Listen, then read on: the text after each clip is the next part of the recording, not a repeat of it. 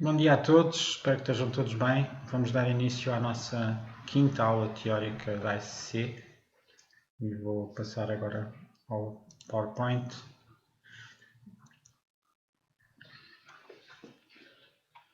E esta aula vai ser sobre ciclos, mas uns ciclos diferentes daqueles ciclos que nós temos estado a dar, que é os ciclos for. Agora vamos dar uns ciclos while e vamos ver quais são as diferenças e quando é que se devem empregar uns e empregar outros. Vamos exemplificar na resolução de um problema muito simples. E depois vamos falar mais à frente outras coisas como strings, introdução às redes e à internet e a obtenção de dados na internet usando o Python. Começamos então pelos ciclos while. E começamos desde logo a comparar com outro tipo de ciclos que nós já estamos habituados, que é o ciclo for.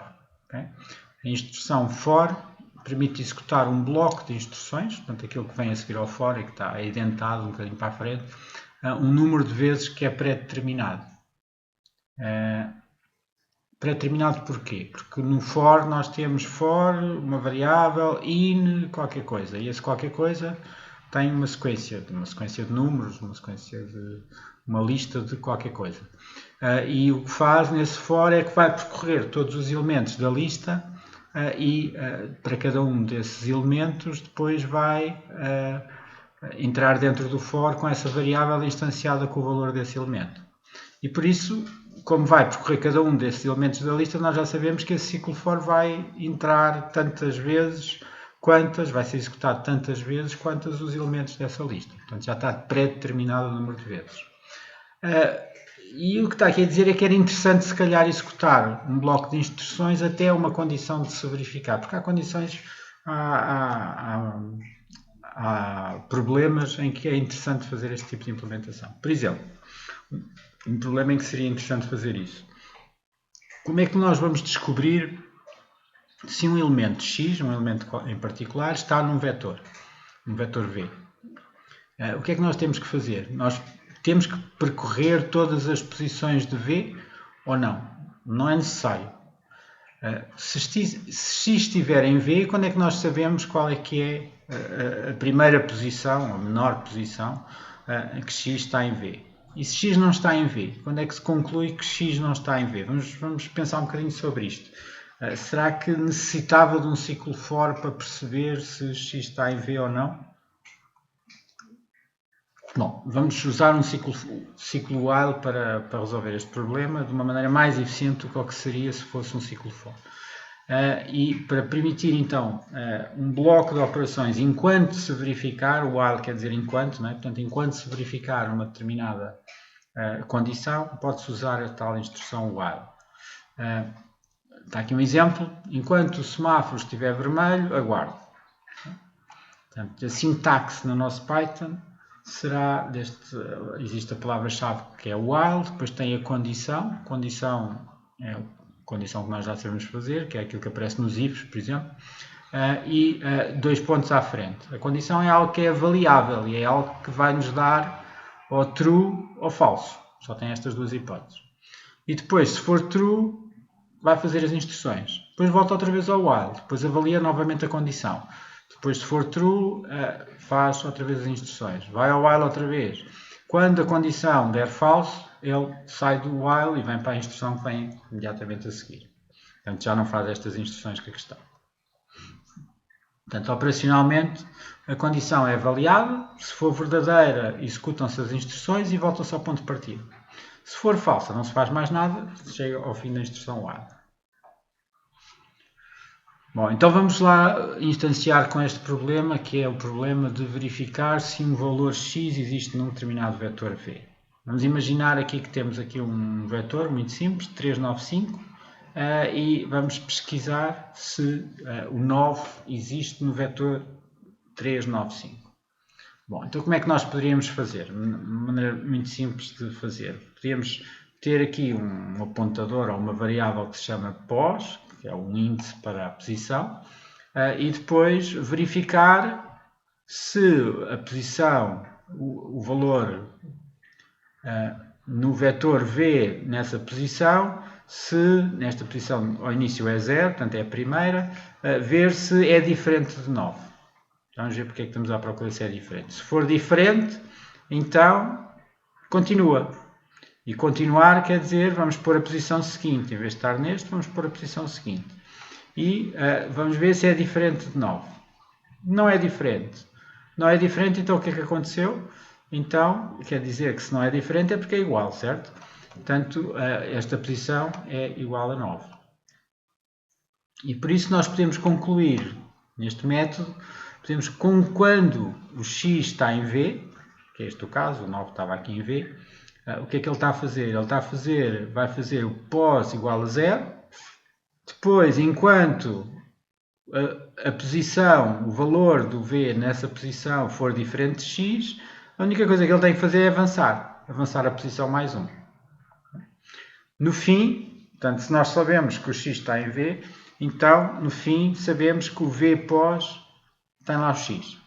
Okay? Porque ele só para, se ele está realmente lá dentro, porque eu estou a assumir que está lá dentro, se ele está realmente lá dentro, ele vai andando até encontrar a posição. Quando encontrar a posição, isto aqui falha, portanto, a condição do while se falhar, porque é igual a x, então ele sai do while. E por isso o pós está a apontar para o sítio onde está o tal x. Bom, e no caso de não estar lá o número no vetor? Isto é o outro caso, não é? Portanto, ainda agora vimos quando estávamos à procura do 9, agora estamos à procura do 7. Só que aqui o 7 não existe, só lá existe o 3, o 9 e o 5. Portanto, o 7 não está lá. Então, como é que isto funciona? Vamos imaginar que temos o mesmo tipo de código. A posição começa no 0, depois vai-se verificar se é diferente de 0, se é diferente de 7, que é o que nós estamos à procura. Sim, é diferente de 7. Então continua e o pós avança mais 1. Então o pós passa a 1. E o V1 é diferente de 7, está lá 9, portanto 9 é diferente de 7. Então o pós vai a 2 e vai a este. Vê se posição 3, a posição 2 tem lá 5, 5 é diferente de 7, então vai à posição 3. E agora? Agora temos de ter cuidado. Temos de ter cuidado porque a posição 3 já está fora do vetor. Portanto, isto é 0, 1, 2, a 3 está fora do vetor. E não podemos perguntar se V pós diferente de 7, porque senão dava um erro. Dava um erro de execução e ele não deixava tentar aceder a uma posição fora do vetor. Mas como está fora do vetor, nós também já não precisamos de saber. Nós temos é que detectar que ela está fora do vetor, não precisamos de avaliar. Então como é que nós vamos fazer? Se nós não soubermos se x está ou não está, portanto, aqui não estamos a assumir que o x está lá dentro. Portanto, x pode estar ou pode não estar no vetor V.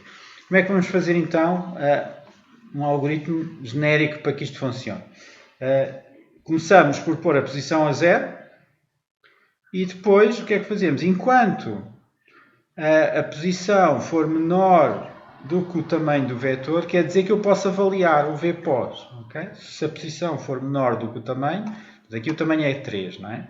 Portanto, se este pós, que é um índice, for menor do que 3, quer dizer que é 0, 1 ou 2, que são os índices deste vetor. O 3 já não dá.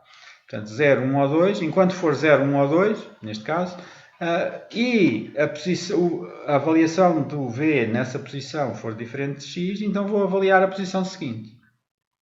Okay? Pronto. No fim, o que é que acontece? Se a posição for menor do que o tamanho do vetor, quer dizer que ele parou numa posição válida. Ele parou numa posição ou 0, ou 1, ou 2, neste caso.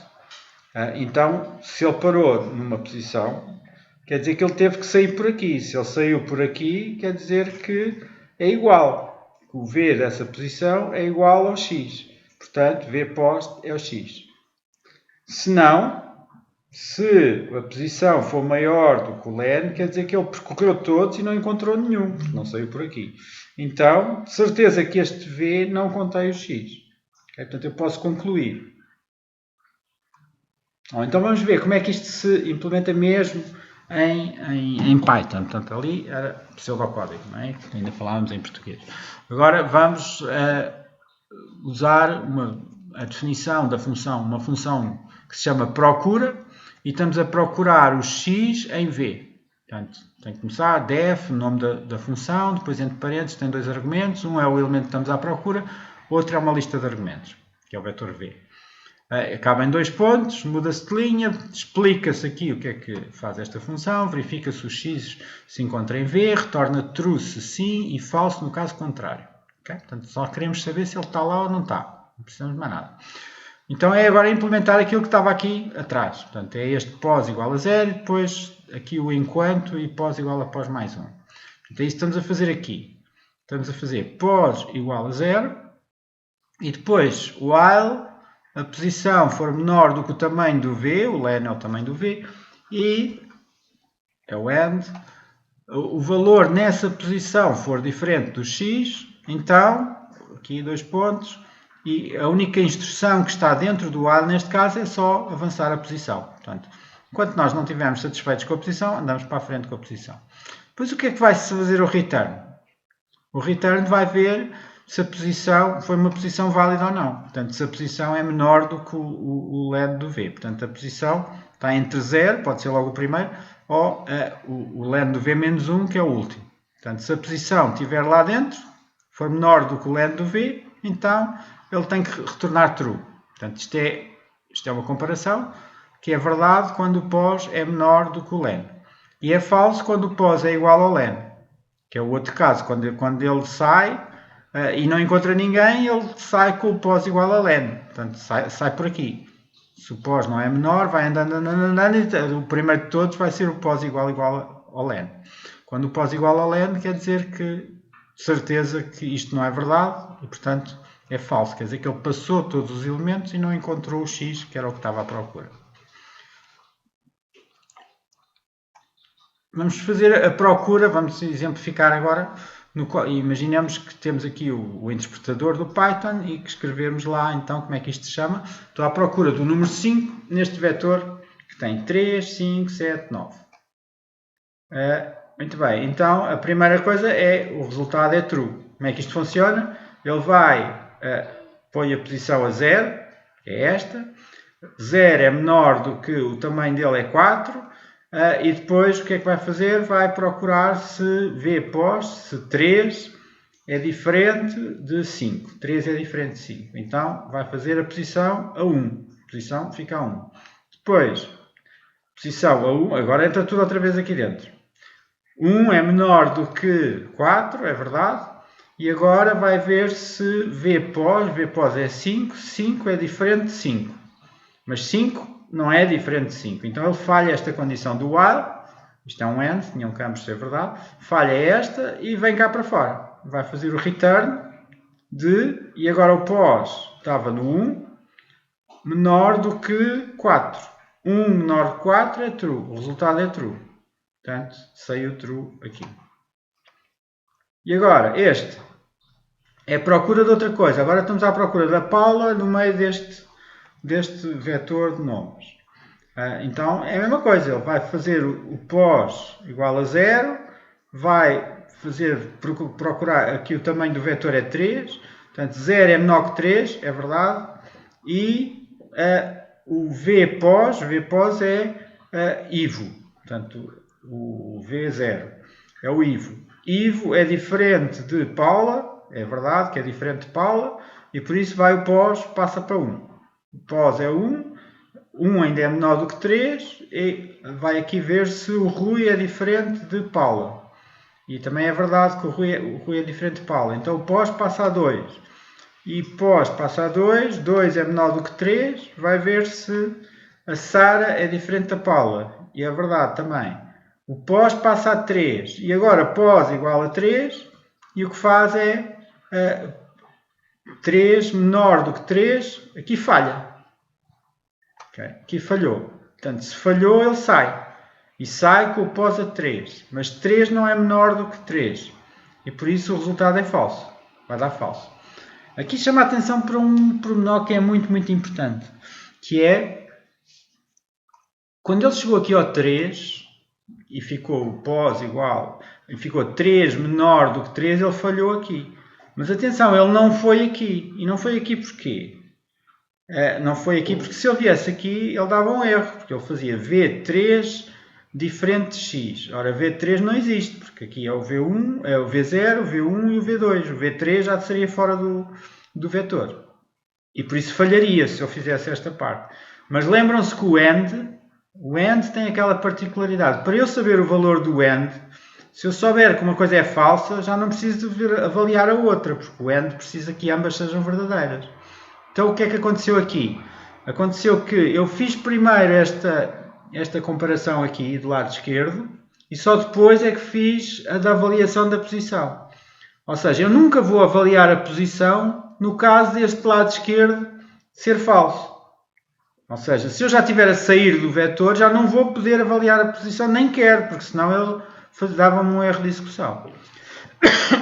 Por isso é muito importante que estas condições, apesar de logicamente poder ser a mesma coisa, o AND é comutativo na lógica, tanto faz A e B ou B e A, é a mesma coisa, mas aqui procedimentalmente é muito importante que se ponha do lado esquerdo a comparação com o vetor, com o tamanho do vetor, que é para evitar haver uma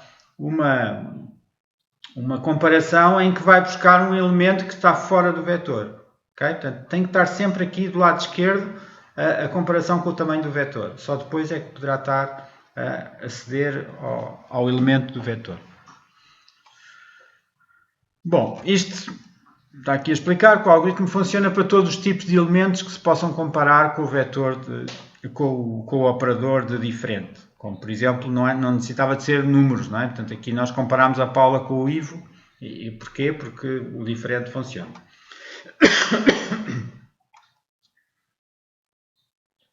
Bom, continuando. Há aqui uma otimização que nós podemos fazer, que é, se o V estiver ordenado, só vale a pena procurar enquanto x for menor que os elementos de V com que é comparado.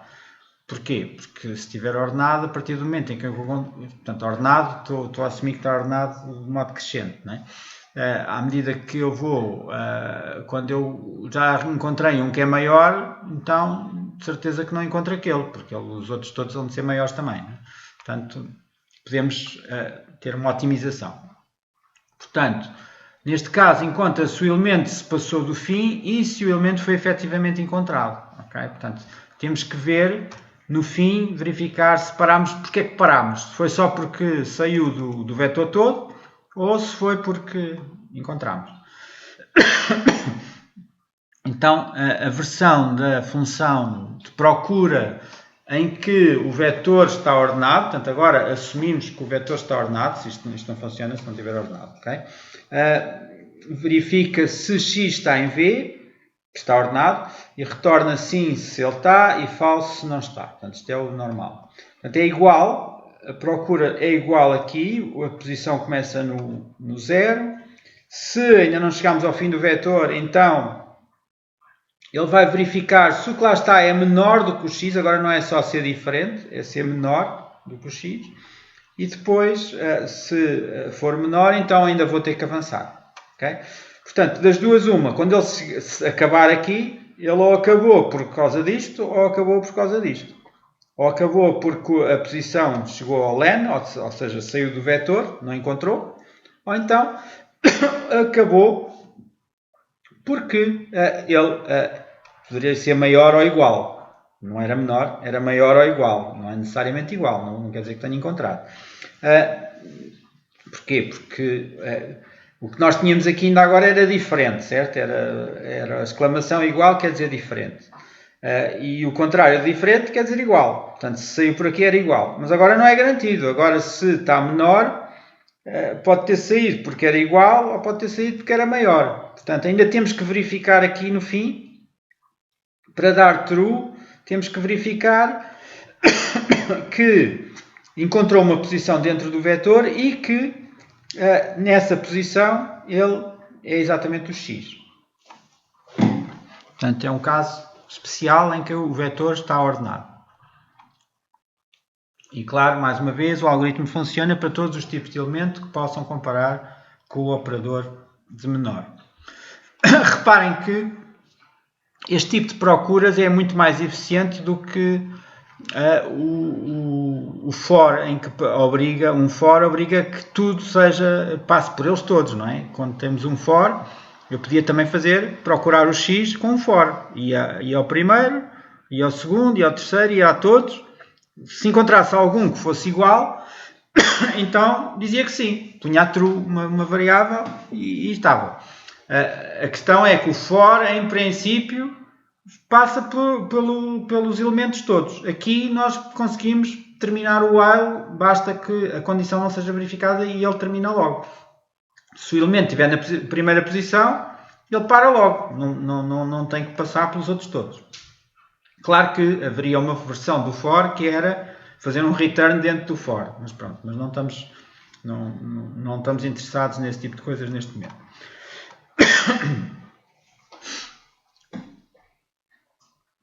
Bom, então, comportamento deste algoritmo comparado com o anterior, com o que não está ordenado. Portanto, aqui é relativamente mais eficiente, porque em princípio poderá fazer menos comparações. Nós não temos que percorrê-las todas. Vamos ver um exemplo. Procura ordenado 5. Agora está ordenado e eu estou a tirar partido dele estar ordenado. Este caso é true. É true porque ele vai ao 3, não é? Depois vai ao 5, não é? Está feito. E no caso da Paula e do Ivo, ele está ordenado. Está ordenado IRS, ok? IRS. E o P é alguns PQR, portanto o P estaria aqui. O que é que vai acontecer? O resultado vai ser exatamente igual, aqui não vemos absolutamente nada, mas o que é que vai acontecer? Vai acontecer, se eu usar esta função, o que vai acontecer é que ele vai comparar com o Ivo, o Ivo é menor que a Paula, porque a I é menor do que o P, portanto ordenado alfabeticamente. Significa que este é menor, então ele vai fazer a posição mais 1, que é a próxima. E depois vem o R, mas o R não é menor, o R é maior. Okay? O Rui é maior do que a Paula, é PQR. Okay? Portanto, o Rui é maior. Portanto, falha por aqui, ele vai falhar por aqui. E ao falhar por aqui, ele vem aqui. Ele vem aqui e a posição do Rui é 0, 1, portanto é o 1. 1 é menor do que 3, é verdade. Mas agora vai avaliar este. E agora vai ver, Rui é igual à Paula, não é? Portanto vai falhar. Qual é a diferença na versão anterior? A versão anterior é que eu tinha que percorrer todos para chegar à conclusão de que a Paula não estava lá. Agora basta encontrar um que seja maior do que a Paula e conclui logo. Porque não pode estar à frente, porque os outros são todos maiores do que a Paula, porque estamos a assumir que tudo está ordenado. Okay? Portanto, esta procura tira partido dessa ordenação do vetor e faz uma procura muito mais eficiente. Claro que é completamente indiferente se forem 3 elementos, mas se forem 1 milhão de elementos, isto já pode ter algum significado. Bom, vamos então ver uma resolução de um problema muito simples também, que é o problema do disco estragado.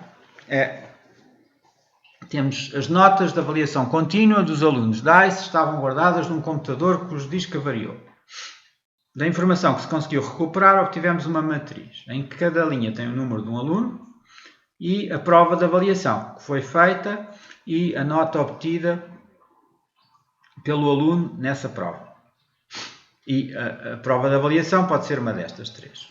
1 quer dizer o exercício 1, a 2 é o exercício 2, o 3 quer dizer o projeto 4, e a 3 quer dizer o projeto, a 4 quer dizer o teste 1 e a 5 quer dizer o teste 2. Qual é o problema? Faça um programa que, dado um conjunto de alunos, verifique se esses alunos fizeram uma dada prova de avaliação e retorne um vetor de tuplos. Portanto, o vetor que tem que ter o quê? O número de aluno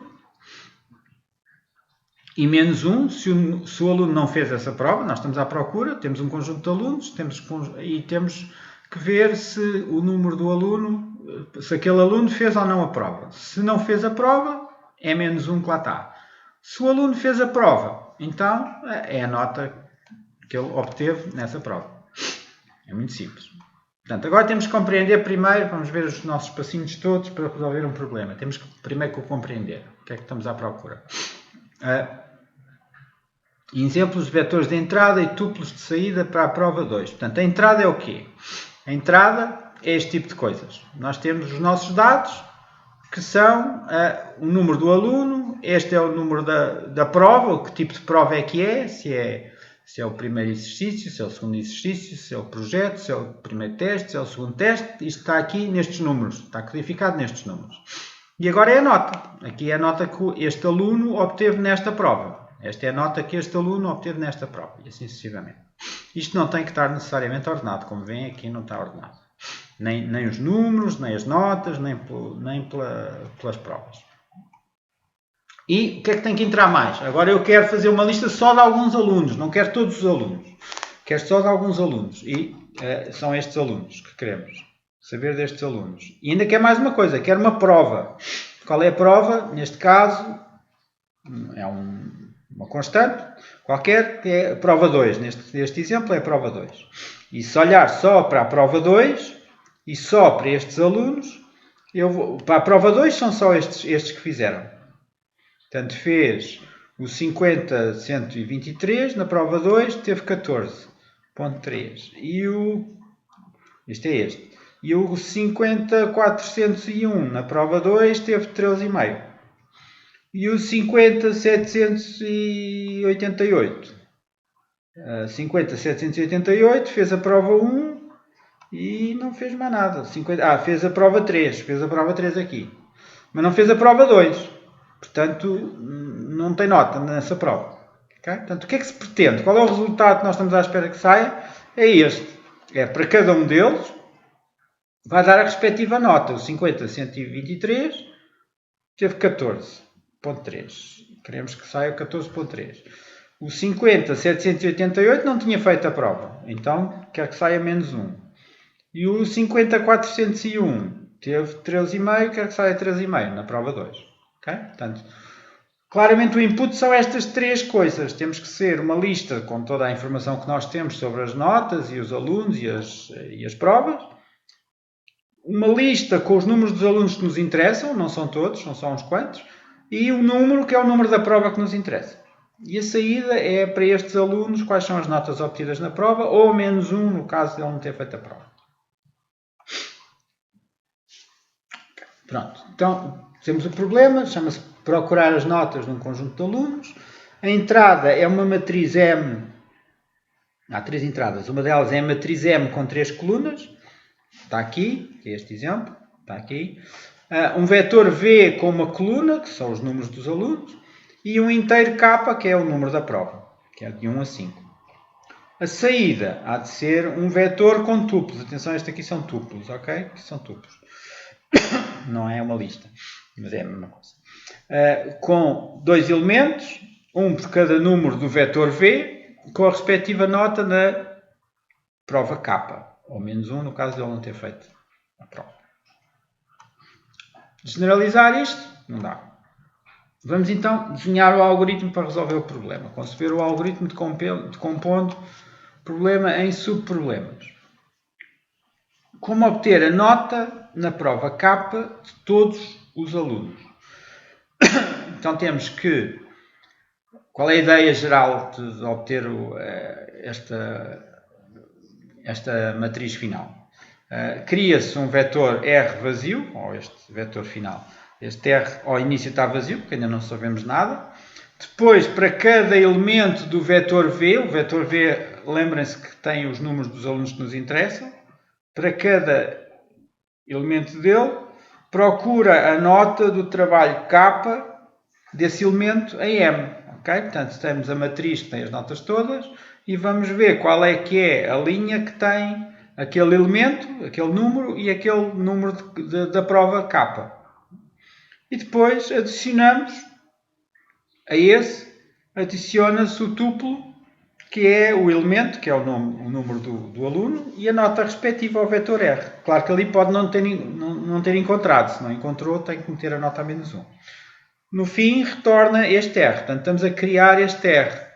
Okay? A partir de cada um dos elementos de V, temos que ir lá buscar a nota e vamos acrescentando no R.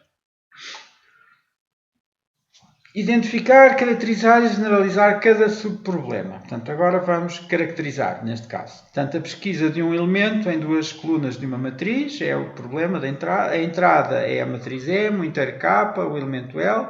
E a saída é se existir uma linha que tenha L na primeira coluna e K na segunda coluna, devolve-se o valor da terceira coluna de M. No caso contrário, a saída é menos 1. Portanto, isto é a pesquisa de um elemento. Portanto, estamos a ver aqui esta coisa. Portanto, este é um subproblema. Generalizar, não vale a pena generalizar. Conceber o algoritmo assumindo que os subproblemas estão resolvidos. Okay? Portanto, agora qual é que é o algoritmo? Isto é o algoritmo geral, chama-se obter notas. Lá estão as 3 entradas, a matriz M, o vetor V e o K. E vamos fazer o R igual a vazio. Portanto, isto era aquilo que estávamos a dizer aqui, em pseudocódigo, estávamos a dizer cria-se um vetor R vazio. Pronto. Agora, continuamos mais concretamente, R igual a vazio. Para cada elemento para cada elemento deste V, então vamos chamar a outra função, que vai pesquisar a nota. Qual é a nota que vai pesquisar? Em M vai procurar este elemento com este K é o número da prova, e depois vamos acrescentar este R, que começou vazio, vamos acrescentar mais um tuplo, e o tuplo é o elemento e a nota. O elemento e a nota. Okay?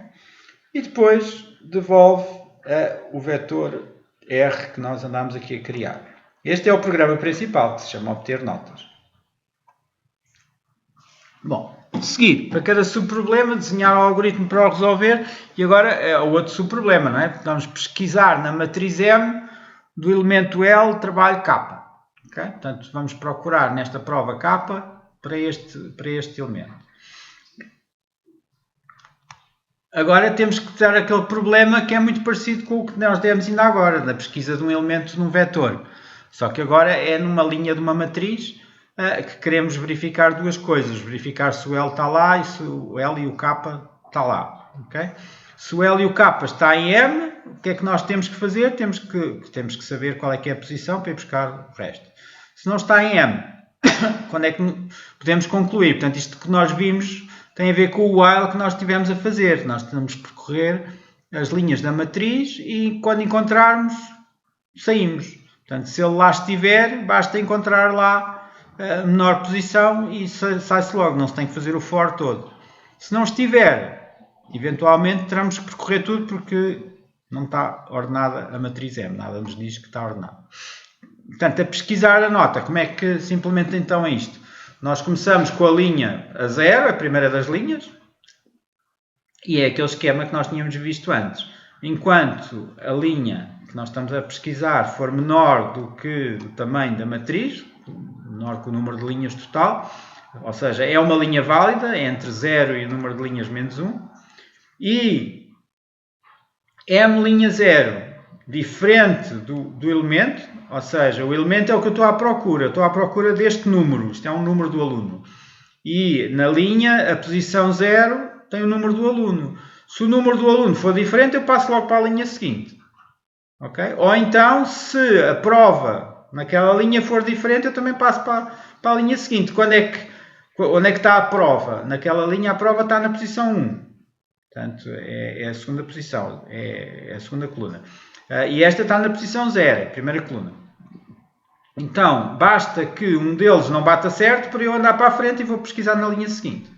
Quando sair daqui, das duas uma. Ou se este é verdade, se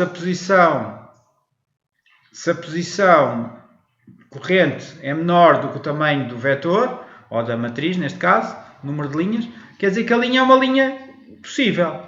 Então, se é uma linha possível, ele devolve exatamente a nota. A nota está na posição 2. Portanto, a posição 0 é o número do aluno, a posição 1 é o tipo de prova e a 2 vai ser a nota. Ele devolve a nota, que é o que nós queremos. Portanto, o resultado disto é a nota. Se não encontrou, ele devolve menos 1. Portanto, nós não queremos aqui que ele devolva true ou false, como tínhamos feito ainda agora. O objetivo não é saber se está lá ou se não está. O objetivo é, se estiver lá, dá uma nota. Se não tiver, dá menos 1. Bom, agora vamos ter que implementar mesmo as coisas, não é? vamos começar a implementar este da pesquisa nota. Pesquisar a nota. Portanto, começa-se com linha igual a 0 e depois tem que se fazer o tal while, o tal enquanto. E o tal enquanto tem duas condições, portanto é esta and esta. Aqui é preciso ter cuidado com várias coisas. Uma delas, pronto, esta é só a linha será menor do que o len do tal m, está ali o m. E aqui é esta barrinha que aqui está, é só para mudar de linha. Isto não era necessário estar aqui, mas depois não cabia aqui. Portanto, tudo isto é como se estivesse ali escrito ali no sítio da barrinha. Portanto, esta barrinha é mesmo só para esteticamente mudar de linha. Não há nada. O Spider aceita esta barra para mudar de linha. Quando as linhas ficam muito grandes, nós podemos pôr uma barra e é o mesmo que se estivesse na mesma linha. Pronto. Temos que ter aqui o cuidado de pôr aqui o parênteses. Okay? Porque é isto e tudo isto que aqui está. Tudo isto que aqui está é este ou este. Aqui já não precisa de parênteses. E isto é descrever à letra aquilo que tínhamos feito ainda agora. Que estava escrito ali em pseudocódigo. E por fim, é a linha se ficar igual a linha mais 1. Portanto, basta que um destes se verifique, que um seja diferente ou o outro seja diferente, então ele anda para a frente. Basicamente é isso. E depois, no fim, vai verificar se a linha for menor do que o len, faz o return da nota, que está aqui, ou então o return do menos 1. Portanto, isto é quase igual ao pseudocódigo que estava lá. Testar, vamos testar. Temos aqui a função e vamos testar. E já agora vamos testar com um exemplo parecido com este. Não é? Temos aqui já um exemplo e sabemos qual é que é o resultado. Primeiro, o que é que temos que fazer? Temos que criar esta grande matriz. Atenção que a primeira coisa é dizer que o m igual a isto tudo que aqui está. Portanto, cada linha é um vetor. Este tem o número 50.123, que é o número do aluno. Depois 1, que é a prova 1. Depois 15.1, que foi quanto este aluno obteve na prova 1. E assim sucessivamente, tem que se pôr estas linhas todas. Okay? Depois, pesquisar a nota do m e vamos experimentar agora com este, para ver qual é que é o resultado que se tem, que devia ser aquele. Portanto, como é que vamos chamar? Vamos chamar o elemento é o número e depois a prova será 2. Nós estamos a assumir que é a prova 2. Okay? Portanto, estamos aqui a pôr à mão aquilo que o programa principal iria fazer quando recebesse estes que estão aqui. Portanto, o resultado há de ser para a prova 2, 14.3. Cá está. Portanto, poderia ser aquele. Depois a pesquisa da nota, agora o que vem a seguir, este agora, se fizermos este, para a prova 2, o resultado vai ser, onde é que ele está? Está aqui. 13.5. E por fim vamos experimentar com este. Se experimentarmos com este, o resultado vai ser menos 1, porque este não é encontrado. Não é encontrado as duas coisas. Aqui, ele vem por aqui. Ele vem aqui, encontra este até é falso, o número é igual, portanto não é diferente, mas este aqui não é 2. Se não é 2, avança para a linha seguinte, continua. Este também acontece a mesma coisa, este é verdade, mas este aqui não é o 2. Portanto, ele sai até lá ao fim e acaba por ter o menos 1 no fim de tudo. Por fim, então vamos fazer o programa principal. O programa principal também é tudo igual àquele pseudocódigo que nós tínhamos visto. Portanto, inicializar o R a vazio. Portanto, este é o vetor dos resultados, primeiro não tem nada. E depois vamos começar a pôr elemento a elemento. Vai para cada um dos elementos que está em V. O V passa as linhas todas. Este é o elemento, é o número do aluno. Vai pesquisar na matriz onde tem todas as notas. Vai pesquisar este aluno. E o K é a prova que nos interessa. E vai dar uma nota. Aquela função anterior vai calcular essa tal nota. E pronto, e agora temos tudo. Temos o aluno e temos a nota. Que até pode ser menos 1, no caso de ele não ter feito. E vai fazer o append. Append quer dizer que vai pôr este elemento, que é um tuplo. O tal tuplo, está aqui entre parênteses. Podia ser, se fossem parênteses reto, era uma lista simples. Mas é um tuplo que tem o elemento e tem a nota. E pomos esse tuplo ali no R. No fim do R. Portanto, estamos sempre a pôr no fim do R e ele vai ficar com os elementos todos. Para testar,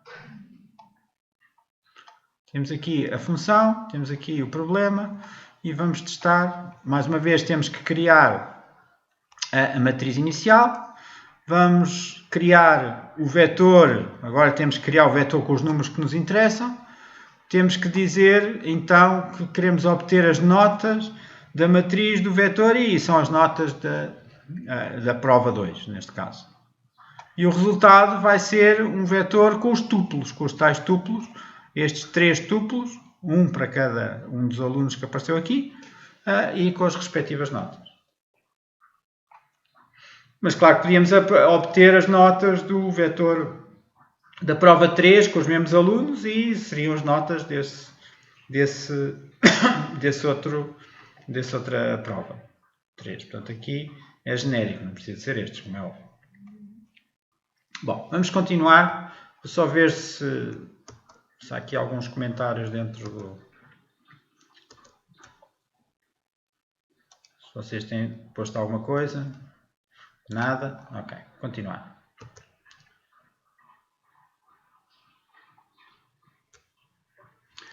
Agora vamos continuar com strings, vetores, etc. Vetores, ver as strings como vetores e como é que elas se representam. Uma string é uma sequência de caracteres. Escreve-se uma string entre aspas ou plicas. Plicas é só uma plica. E o tipo das strings em Python chama-se str. Portanto, por exemplo, vamos ver aqui uma variável igual, agora temos a string que está ali à frente. Estudante na FCT 9. Se queremos ver, ele escreve entre plicas estudante na FCT 9. Se quisermos fazer o print, estudante na FCT 9. Okay? Portanto, as strings dá para imprimir diretamente. Se quisermos fazer o tipo, saber qual é o tipo, é aquele do str. O str é o tipo. Se fizermos o tipo de um inteiro, é int. Se fizermos o tipo de um real, é float.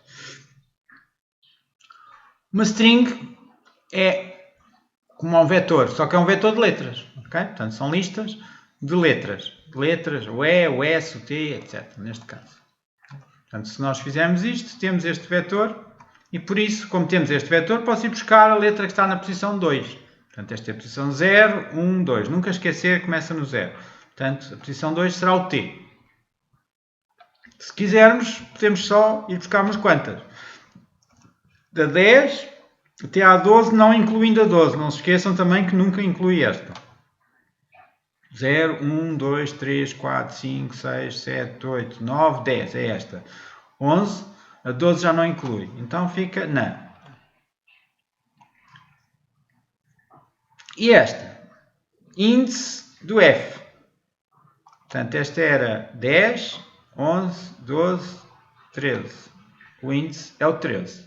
Índice quer dizer qual é que é a posição onde está o primeiro que encontra igual a este. Okay? Podia haver vários Fs, é o primeiro que ele vai dar. Como é que é representado um caractere, uma letrinha? É representado por um número, que se chama o seu código. Okay? E há muitas codificações usadas. Uma que é muito conhecida é o ASCII, okay? American Standard Code Information Interchange. Okay? Tem algumas limitações, como o número de caracteres que podem ser representados, porque usa só 8 bits. 8 bits para representar um caractere. E por isso só pode representar no máximo, 8 bits é 2 elevado a 8, ou seja, 256 caracteres, o que chega e sobra para as nossas letras normais, mas tem limitações para outro tipo de letras.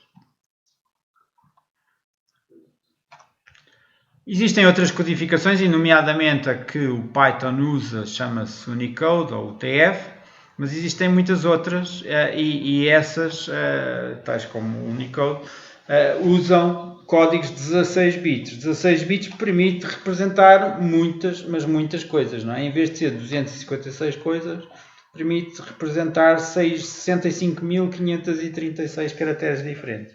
Ou seja, isto dá para enfiar lá muitos caracteres de muitas línguas muito diferentes. Okay? Temos aqui o exemplo da codificação ASCII. Okay? Não, isto, como é óbvio, isto não é para saber, não é? É só para perceber que está codificado. Temos aqui, e ele vai só até ao 127. Temos aqui os vários números, sei lá, o 32 é o espaço. Se carregarem em espaço, estão a fazer o caractere número 32. Estes são caracteres de controle, como mudança de linha, fazer os tabs, esse tipo de coisas.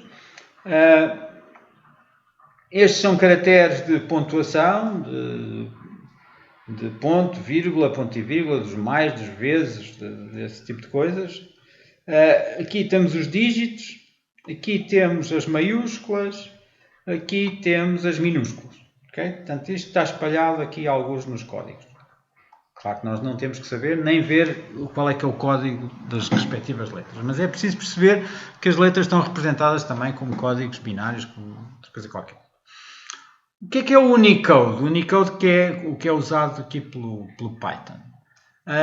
No fundo, se começarmos, agora temos 2 bytes, okay? Temos 2 bytes, e lembram-se que o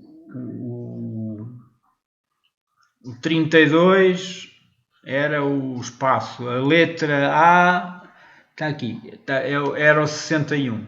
Portanto, o segundo byte, neste caso, contém o código ASCII, mas o primeiro byte diz qual é que é o tipo de caracteres que nós queremos. Se nós pusermos 00 no primeiro byte, então é o latino básico. Okay? Está aqui, 00, todos eles têm 00. Mas se quiséssemos para arménio, que são os caracteres estranhos, poderíamos 05. 05 no primeiro byte e agora temos as letrinhas todas em arménio. Okay? E se permite muitos outros alfabetos. Por exemplo, este é grego, se começarmos em 03. Okay? Está aqui o pi. Por isso, no fundo, como temos 2 bytes para representar, 16 bits, temos muito mais possibilidades de representar alfabetos de muitas outras línguas e linguagens e essas coisas todas. Números e strings. Nós podemos... são coisas diferentes, não é? Portanto, uma coisa são os números, outras coisas são os strings, são as cadeias de caracteres.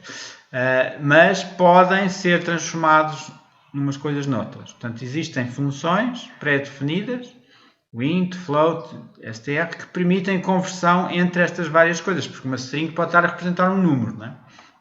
Por exemplo, esta int, o que é que faz? Converte a string que está lá dentro, está entre aspas, para o respectivo inteiro. E por isso o resultado disto há de ser um inteiro. E eu com este inteiro eu posso fazer contas. O float, transforma esta string que aqui está para o respectivo decimal. Este inteiro, se eu fizesse uma tentativa de transformar esta string no inteiro, ele dava um erro. Okay? Dava um erro porquê? Porque isto não é um inteiro, isto é um real. Okay? Tem aqui a vírgula. Mas o float já dá. Okay? Isto é um real também, só que é um real ponto zero. Okay? Portanto, ele permite transformar string ou em inteiros ou em reais. Para reais funciona sempre desde que esteja correto. E para inteiros não podem ser reais, não podem ter ali a vírgula no meio. E também faz o contrário. Faz um número neste caso inteiro, transforma na respectiva string. Convenciona-se que tem entre plicas quando o resultado é uma string. E se vier com a string, uma string para uma string, dá uma string, claro. Se nós quisermos ver qual é que é o código com o qual está codificado, existe ord. Esta função ord é o número de ordem deste A contínuo. Okay? Vai dar o 227 e se formos ver lá nos códigos, há de ser a posição 227. Bom, comparações entre strings. O resultado de uma comparação há de ser sempre um valor lógico. O valor lógico quer dizer que é true ou que é falso. E nós podemos fazer se uma string é igual a outra. Este igual permite a comparação entre duas strings. E tem que ser exatamente igual. Tem que ser exatamente igual. Todas as letras têm que bater certo umas com as outras. E isso é que permite verificar se é igual ou não é igual. O resultado ou é true ou é falso. Outra comparação é o menor. Okay? Menor é true se a representação Unicode da string 1 é menor do que a da string 2. Portanto, ele vai comparar os caracteres, caractere a caractere, por ordem, e vai ver se o primeiro caractere tem um código mais pequeno do que o primeiro da outra. E depois vai ao segundo, depois vai ao terceiro. Ou seja, só vai ao segundo e ao terceiro se forem iguais, não é? Portanto, quando há um que é diferente do outro, vai ver qual é que é o menor. E se o primeiro for menor do que o segundo, a string 1 for menor do que a string 2, é esse o resultado que vai dar. E isto, a ordenação do Unicode, normalmente corresponde à ordenação lexicográfica, alfabética. Atenção que isto distingue minúsculas de maiúsculas. Como vimos ali nos códigos, existe um código para a minúscula e um código para a maiúscula. Portanto, é importante perceber que eles estão a comparar códigos e não as letras, independentemente de ser maiúsculas ou minúsculas. Portanto, é preciso ter cuidado com isso. Se quisermos uma comparação que não tenha em conta minúsculas e maiúsculas, primeiro temos que converter tudo ou em minúsculas ou em maiúsculas para depois poder comparar. E existe uma função para converter tudo para maiúsculas, é o toUpper, e uma função para converter tudo. Há uma que é lower e outra que é upper, não são ambas upper. Pronto, aqui está um erro. Okay? Portanto, convertem as strings para maiúsculas ou minúsculas. Upper é para maiúsculas, lower há de ser para minúsculas. Por exemplo, temos aqui um exemplo x, isto é uma string. E este y, isto é uma string. Reparem que são diferentes. Okay? E o z, isto é uma string. Reparem que também é diferentes. Porquê? Porque a primeira está em maiúscula e a segunda está em minúscula, a primeira letra. E a última tem um E com acento, enquanto nas outras duas não tinha. Portanto, x igual a y, portanto, igual, atenção, não é só com um igual, é com dois iguais. Okay? Igual é o comparar. Se for só com um igual, o x passava a ser o y. Portanto, o resultado desta comparação é falso. Porquê? Porque o primeiro i está diferente. E agora, se eu fizer x upper igual a y upper, o que é que estou a fazer? Estou a comparar isto com tudo maiúsculas, isto e uma string, todas as letras maiúsculas, e aqui todas as letras maiúsculas também. E neste caso já são iguais, porque este i passou a maiúscula, tudo passou a maiúscula. E, nesse caso, o resultado há de ser true. X menor do que y, qual é o resultado? É true. Agora é este menor do que este. Porquê? Porque as maiúsculas vêm no código, este i maiúsculo tem um valor mais pequeno do que no código tem este i minúsculo. Portanto, isto reflete-se aqui que este é menor que aquele. X igual a z. Portanto, este não é igual porque o E está ali com acento. Se forem todos para maiúsculas, também não é igual. Porque o problema não é este ser minúsculo e maiúsculo. É este tem um acento e aquele não tem. E aquele fica tudo para maiúsculas. Este fica um E grande e este fica um E com acento grande e continua a ser diferente. X menor do que Z. X é este menor do que Z. Bom, isto é true. Porquê? Porque este código do E há de ter um valor maior do que este código deste E sem acento. Concatenação de strings. Quer dizer que elas podem ser juntas também. Podem ser concatenadas da mesma forma que listas. Porquê? Porque realmente as strings são listas de caracteres. E concatenar pode ser com esta nomenclatura. Se nós juntarmos estas duas listas, fica concatenamos, juntamos as duas. E se fizermos com strings, é a mesma coisa. Isto é uma string. O que é que acontece? Esta vai ficar junta com esta e esta vai ficar junta com esta. e vai dar isto. Atenção que quando fazemos isto, fica sem espaços. Fica sem espaços porque eu não deixo espaço aqui e não deixo espaço aqui. Fica mesmo juntinho. Para se queremos fazer isto como deve ser e ficar com um espaço entre eles, temos que pôr o espaço, prever o espaço alguns. E já fica, isto é uma string separada. Tamanho. É como um tamanho de um vetor, é contar quantas letras são. 1, 2, 3, 4, 5, 6, 7, 8, 9, 10, 11, 12, 13, 14, 15, 16, 17. Okay? Vão ser 17.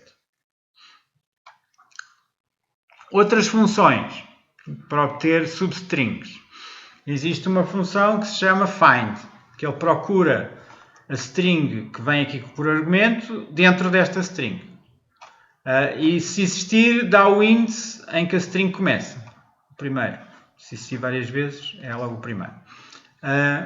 Se não existir, devolve menos 1. Menos 1 quer dizer que não encontrou. Aqui é a mesma coisa, só que só começa a procura a partir da posição pós. Okay? Não é desde o início. Aqui começa desde a posição 0. Aqui é a partir da posição pós. E faz exatamente a mesma coisa. Dá o índice onde começa a string 2, ou então devolve menos 1 no caso de não existir. Este é ou dá true ou dá false. String in string 2. Está a perguntar se esta primeira string está contida na string 2. Okay? Não é dar a posição. Okay? É dizer se está lá ou não está. É true se a string está contida na 2 e false no caso contrário. Portanto, seria o mesmo que dizer isto que aqui está.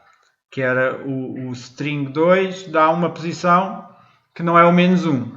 Okay? Se nós fizéssemos um find, se eu procurar a string 1 na posição da string 2, se ela estiver lá, ela dá-me um número que é o sítio onde ela está. E por isso, ou então, se ela lá não estiver, dá menos 1. Portanto, basta que me dê um número que não seja menos 1, seja maior do que isso, do que 0, maior ou igual, então é porque deu a posição onde ele estava, por isso fica true. Portanto, se eu fizer esta comparação, é o mesmo que fazer aqui o string 1 in string 2.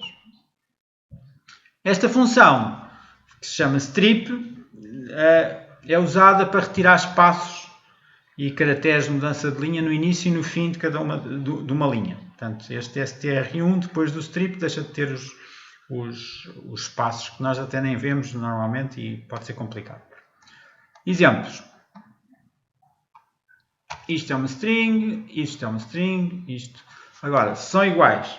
Ora bem, reparem que esta é quase igual à outra, só que aqui tem um espaço e ali tem este barra n. Este barra n quer dizer mudar de linha, é o return. É mudar de linha. Este é igual àquela? Não é. Não é porque tem diferenças. Mas, se eu fizesse strip desta, estou a tirar tudo o que vem aqui e tudo o que vem ali. Então fica igual. E por isso, uma é igual à outra. Agora, este é um exemplo de saber se o t está no x. Está aqui algum t? Está. True. Agora, se eu procurar no x, procurar o t. Agora já não é true ou falso. Agora é a posição onde está o t. Ele diz que está na 2. 0, 1, 2. Que está aqui. E se eu procurar a partir da 5. Qual é 5? 0, 1, 2, 3, 4, 5. A partir daqui. Então ele vai encontrar e vai encontrar este primeiro t. Que é o 12. E se eu procurar a partir da 20? Bom, a 20 há de ser mais para... Se este é o 12, 13, 14, 15, 16, já está lá fora. Okay? E ele não encontra, é menos 1. Bom, continuando, vamos falar muito brevemente sobre redes de computadores, de internet e vamos no fim tentar perceber como é que se usa o Python, como é que se pode usar o Python para obter informação sobre que esteja em páginas da internet. Bom, redes de computadores. Conjunto de computadores estão interligados com o objetivo de quê? Trocar informação, partilhar recursos. Portanto, nós temos aqui, é apenas um exemplo, temos aqui uma rede de computadores, é uma coisa em que estão os vários computadores aqui fora, e aqui a rede está aqui uma infraestrutura que troca mensagens entre os computadores que estão ligados e nós podemos aceder a coisas que estão distantes, que estão na realidade, estão noutros sítios, como na cloud, etc. Okay? E isso permite ter recursos que não estão localmente connosco, não estão no nosso computador. Nós podemos usar recursos que estão distribuídos por uma determinada rede e pedir informações, e pedir CPU, e pedir espaço, e pedir tudo o que for possível. Bom, numa transferência, em geral, intervêm dois computadores e a rede. Dois computadores que são o nó emissor, que produz uma sequência de bytes, uma mensagem. O emissor vai transmitir qualquer coisa a outro. E existe o receptor, que é o destinatário, que recebe essa tal sequência de bytes. Na realidade, nós estamos a tentar comunicar de um lado para o outro. Há um que é o emissor e há outro que é o receptor. E a rede, o que é que é? A rede são os meios de interligação, o cabo, a atmosfera, pode ser o Wi-Fi, pode ser o que quer que seja, e os equipamentos dedicados para assegurar que a mensagem é transportada de um lado para o outro. Portanto, temos aqui um exemplo de um computador, temos o outro do outro lado, existe uma placazinha que é de controle de rede, que tem que lá estar, para depois ligarmos ali o cabo. Existe a rede de computadores e o que é que acontece? O que acontece é que quando um manda uma mensagem para o outro, ele passa pela rede e vai passar, a rede é que transporta até ao outro e por fim vai chegar à memória central do outro. Portanto, isto é a comunicação em geral. Tipos de rede. Existem redes locais. É o LAN, Local Area Network. Os computadores estão ligados diretamente, ou seja, cada um pode enviar bytes diretamente a qualquer outro, dentro desta rede. Portanto, aqui, localmente, vai diretamente a comunicação. E a distância tem que ser pequenina. Normalmente, as redes não são maiores do que 1 km de distância. Não é?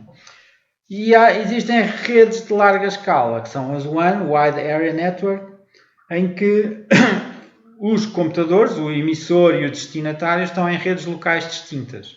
E se estão em redes locais distintas, é preciso eles perceberem o caminho de um lado para o outro. Portanto, é preciso encaminhar os bytes através de equipamento, que é especializado, que se chama routers, e que é capaz de escolher qual é o caminho. Na prática, as mensagens vão lá ter qualquer coisa que diz para onde é que querem ir e os routers vão escolher para onde é que eles devem ir para lá chegar. Como é que os bytes que são enviados pelo emissor chegam ao destinatário? Pode estar muito longe. Portanto, cada computador tem que ter um endereço e tem que ter um endereço único, tem que saber onde é que está. A informação é dividida em pacotes, que são bytes, não é? Sequências de bytes. E cada pacote tem que ter o endereço do sítio para onde vai, o endereço do destinatário. E depois os pacotes são encaminhados individualmente, cada um dos pacotes é encaminhado pela rede, desde a origem até ao destino. Exemplo, 2 LANs ligadas por 3 encaminhadores. Vamos ver um exemplo. Temos aqui uma rede local, temos aqui outra rede local. E agora temos aqui o router. Portanto, e o que acontece é que temos aqui outro router e temos aqui outro router. Portanto, cada rede local tem aqui um router, liga-se a este router, este liga àquele e aquele liga àquele.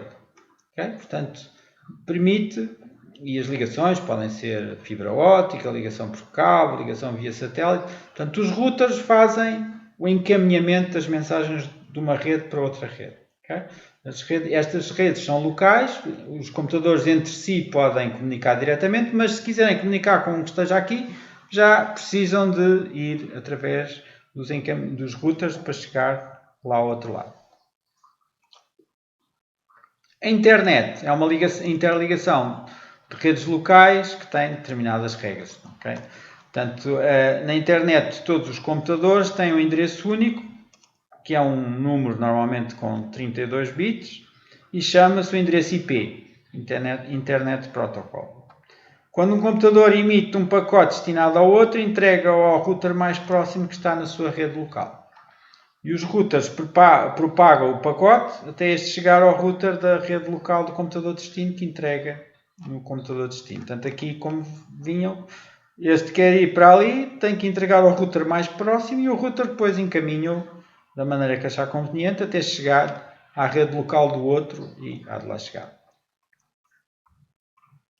E como podem ver neste gráfico, cada vez há maior número de máquinas endereçadas na internet. Cada vez temos mais e isto ainda está em 2018. Portanto, são muitos milhões de computadores na internet. E está aqui um exemplo, um bonequinho a mostrar a distribuição geográfica dos computadores no mundo. Quanto mais clarinho tiver, mais computadores existem. Como é que são os endereços IP? Os números, vocês já viram de certeza, uns números muito esquisitos, muito compridos. Está aqui um exemplo, okay? Separados por pontos. Né?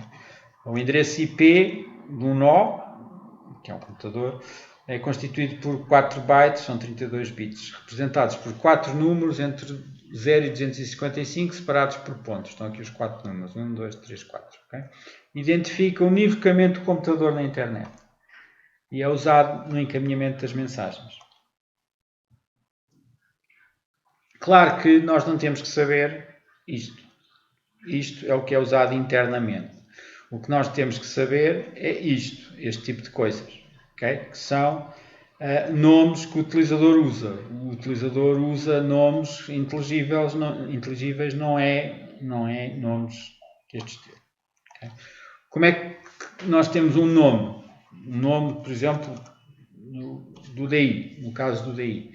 Temos www, que é o nome da máquina. Temos a organização, DI, FCT, UNL e depois, eventualmente, neste caso é PT de Portugal, mas é o Top Level Domain.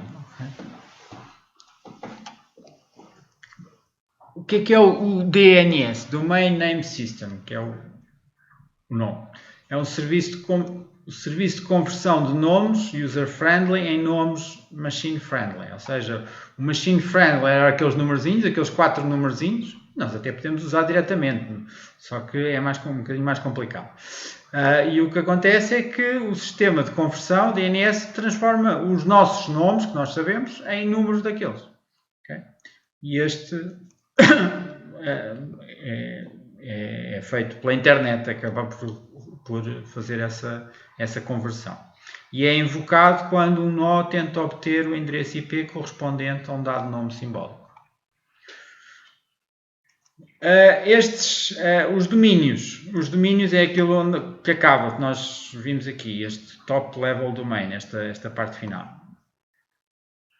Nas organizações dos Estados Unidos, o top level domain caracteriza o tipo de atividade. Okay? Portanto, isto foi tudo feito pelos americanos e os americanos resolveram dividir isto por tipo de atividade. Business, comercial, education, enfim, informação, governamental, militar, net, org, etc.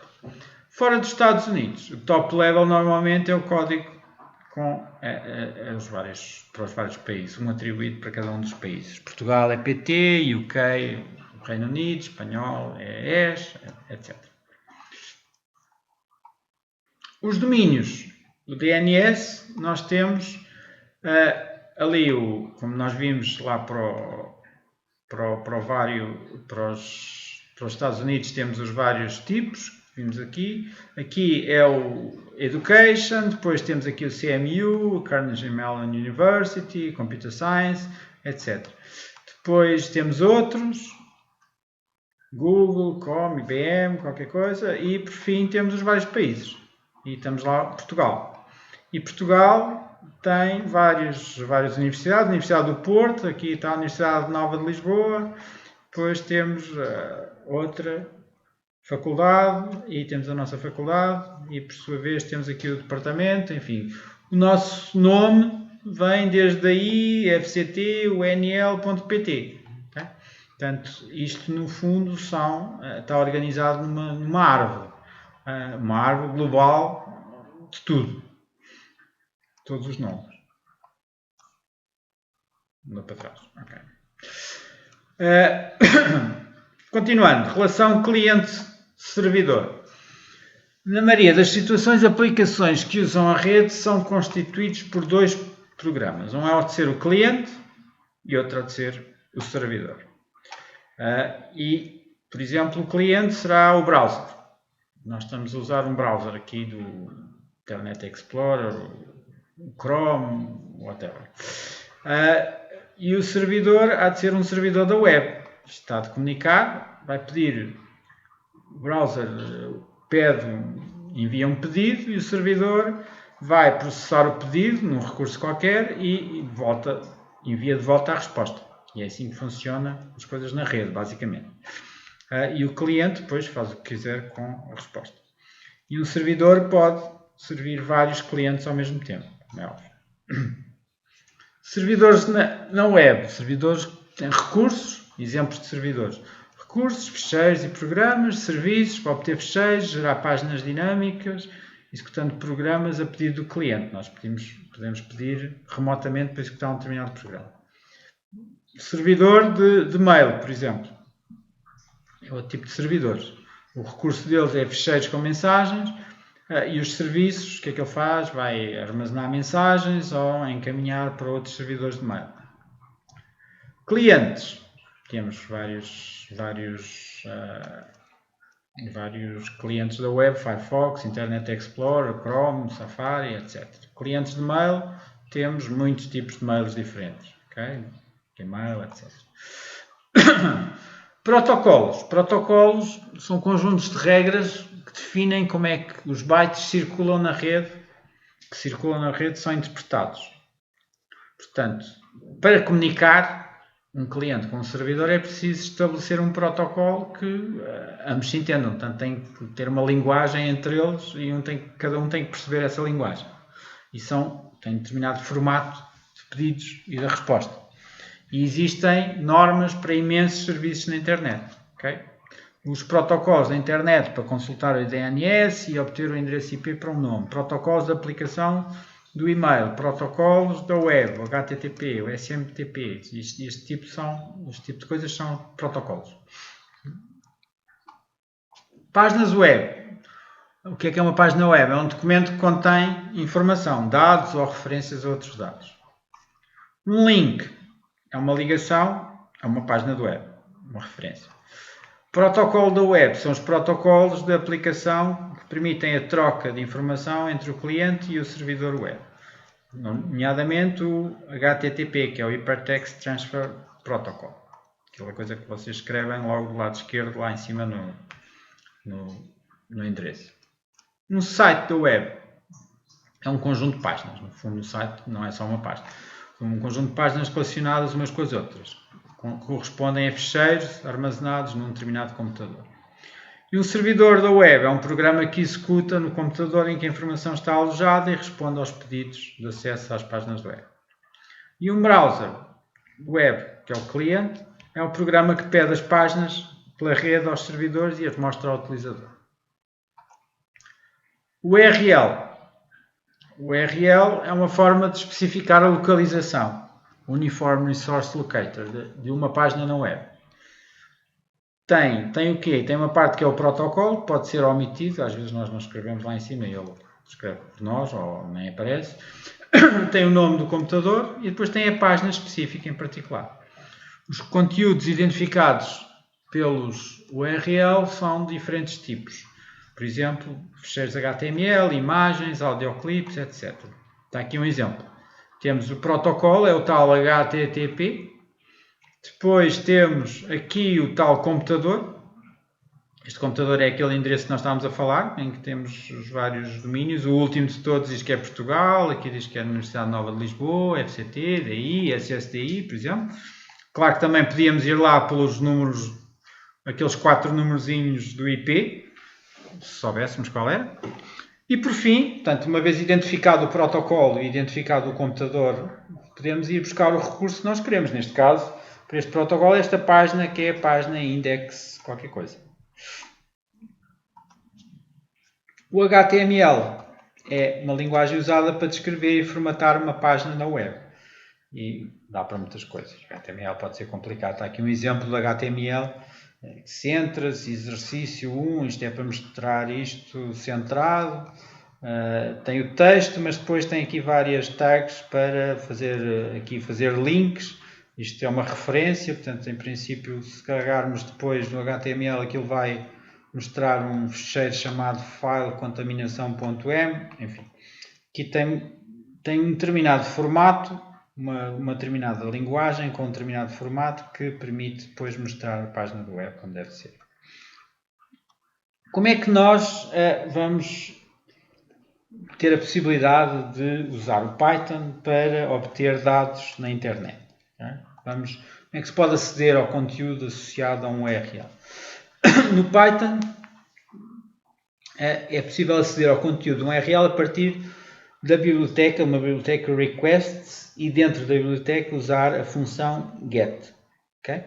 Portanto, temos que fazer como se fosse a biblioteca da matemática, não é? Fazemos primeiro o import, neste caso o request, como já fizemos o import math para ir buscar as funções da matemática.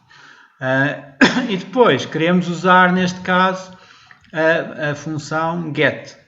Get, portanto, temos que fazer requests.get e depois temos que dar, entre parênteses, qual é o URL.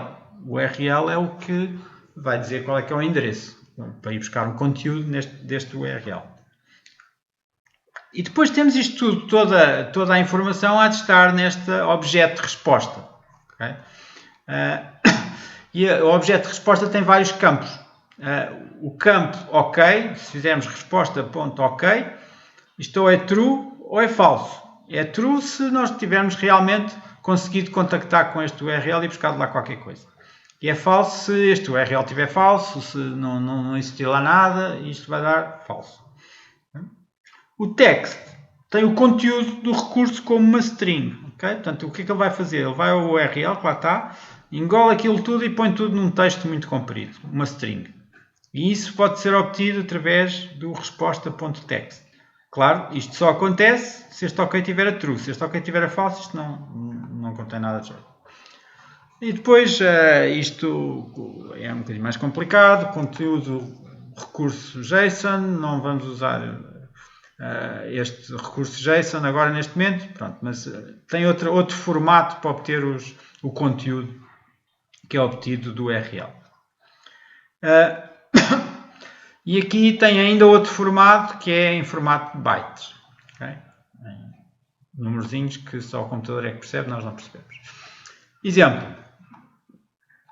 Import requests tem que ser sempre feito para podermos fazer o get. Depois estamos a definir um URL qualquer. Estamos aqui a escolher o URL onde está definido o Python, na Wiki. Programming Language. Okay?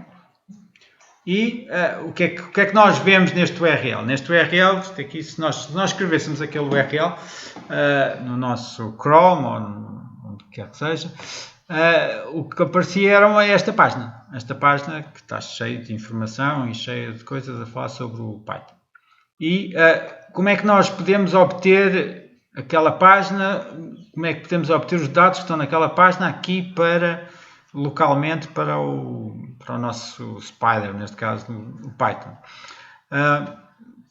Tínhamos que fazer requests, porque é requests, íamos buscar a função get e depois usávamos este URL. Este URL que tem a string onde está lá o link. E o resultado vai aqui para R, porque eu chamei R esta variável. E agora, vamos ver se está bem, se ele conseguiu ler ou não.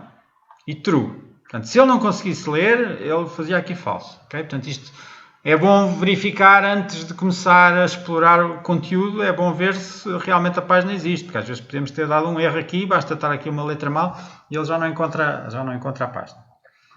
Depois, vamos ver o texto. Claro que o texto vai dar uma coisa muito, muito estranha, que é a parte HTML. Portanto, tem aqui muita formatação, tudo aquilo que lá estava, e aqui não está tudo, está só um bocadinho, não é?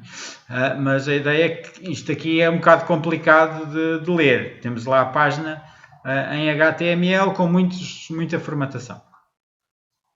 Nós aqui só vamos usar mesmo páginas de texto com coisas simples. Por exemplo, um fecheiro de texto. Imaginem que este fecheiro estaria na algures.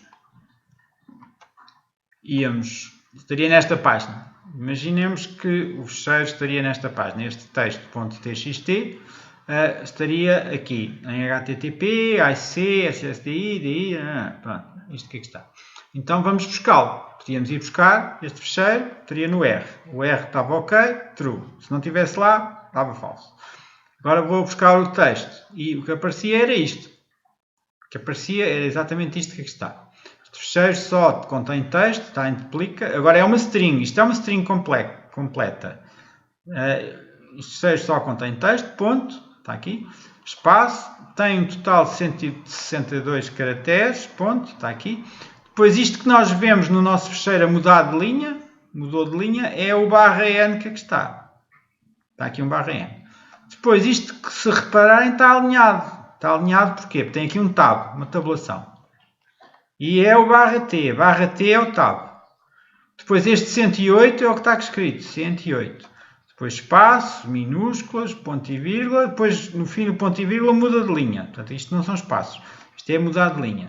E isto é o /n. Depois tem outra vez /t. Vem para aqui. Depois tem o número 2. Espaço, maiúsculas, ponto e vírgula. /n muda. E assim sucessivamente. Tem sempre o /n e /t. O /t é porque tem aqui o tab. Mas o /n é o que faz mudar as várias linhas. E por fim acaba neste e ainda muda de linha no fim. Portanto, na realidade, o que veio foi uma string muito comprida, em que as mudanças de linha são um código especial que é o /n e os tabs são um código especial que é o /t. E pronto, por hoje é tudo. Não se esqueçam que amanhã vamos ter aula teórico-prática número 5 e será às 8h30, como sempre. Obrigado pela vossa presença e até amanhã.